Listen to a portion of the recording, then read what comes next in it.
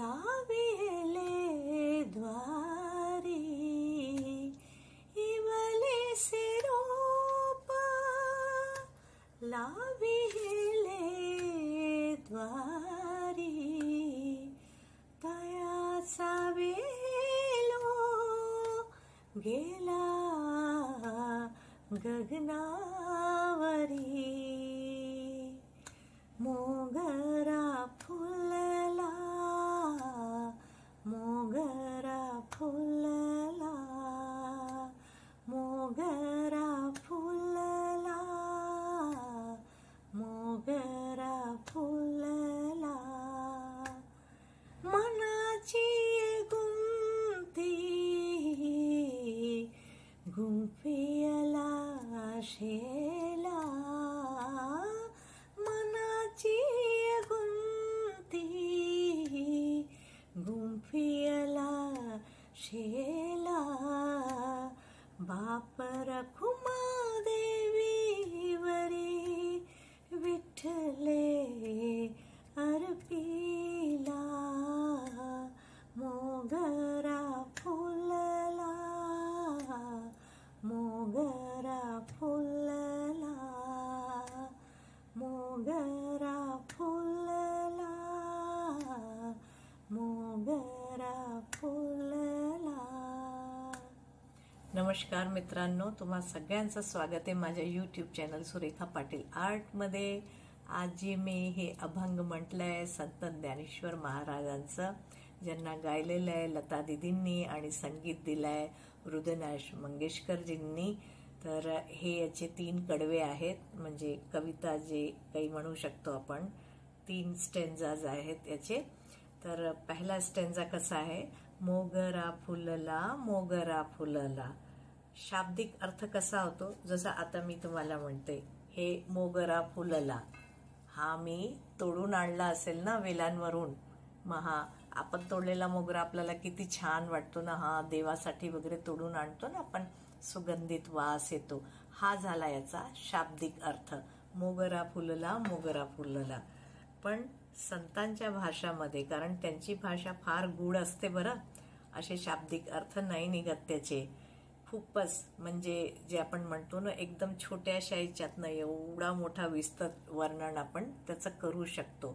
2दा म्हटलेलं आहे महाराजांनी, मोगरा फुलला, परत म्हटलं एकदा मोगरा फुलला. म्हणजे त्यांना किती उत्साह झाला, त्यांना अंतर्ज्ञान ते झाले, आत्मसात त्यांनी आपला ज्ञान आत्मसात केला आहे. ज्या विठ्ठलाची ते भक्ती करत होते, तर त्यांना इतकी प्रसन्नता झाली, म्हणजे जणू काही त्यांना अगदी इतकी खुशी झाली त्याच्यातली, की माझ्या मनातला मोगरा फुलून गेला आहे आता. इतकं म्हणजे मी देवाची भक्ती करत होतो. पहिले मला काही समजत नव्हतं, पण जसं जसं मला समजायला लागलं, मला किती आनंद, किती शांती मिळाली त्याच्यातून. तर मोगरा फुलला मोगरा फुलला, फुले वेचिता बहरू कळी यांसी आला.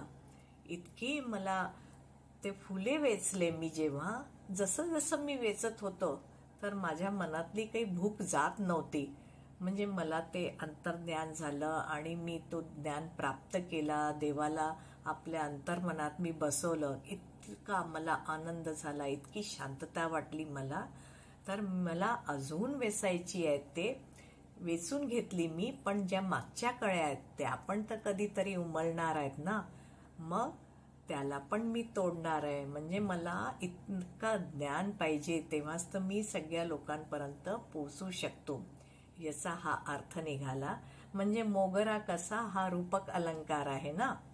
मोगरा प्रत्येक फूल असतं असं, पण एक नेमका मोगरा घेतला आहे, तर हा रूपक अलंकार आहे. आणि पुढे काय म्हणतात महाराज, इवलेसे रोप लावियले द्वारी. किती छोटीशी मी ज्योत माझ्या मनात मी उगवली होती ती, कारण देवाची भक्ती करून इवलेसे रोप लावले होते मी द्वारी. माझ्या अंतर्मनात तर होतेच, आणि मी माझ्या द्वारी लावले होते. जणू काही जसं काही अंगणात आपलं जे शरीर आहे ना, हे भौतिक शरीर आहे, मी असे रोप याच्यावर लावले होते.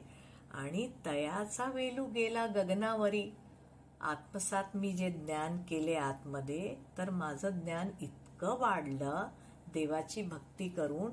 कधी ती भक्ती किती मी आत्मसात झालो, त्यांच्यात एकरूप झालो, मलाच कळलं नाही. त्याचा वेलू कसा जसा गगनावरी गेला. मीच त्या देवाचा तिथे अवतार एकाकार पाहिला. मला असं साक्षात्कार झाला, मला असं जाणवलं. कधी तो वेलू गेला मला कळलं नाही त्याचं. मग काय याच्यानंतर, मनाची ये गुंती गुंफियला शेला. म्हणजे किती गुंतामुंता होती माझ्या मनात. अगदी इतके विचार येत होते, इतकी गुंता होती, जे आपण म्हणतो ना, अगदी जे एकदम बांधलेले सरळ आपला जे धागा असतो तो नसतो. जेव्हा आपलं मन एकदम सरळ नाही होत, आपण त्या ज्ञानाच्या मार्गात नाही जात, तोपर्यंत विचारांचा असा गुंतापुंता होतो आपला. पण जेव्हा मला ज्ञान प्राप्त झालं आणि सगळ्या विचारांना मी असं हळूहळू करून सगळे बाहेर काढले आणि अगदी कॉन्सन्ट्रेशन त्या देवावरच केलं, मी त्यांचीच भक्ती केली.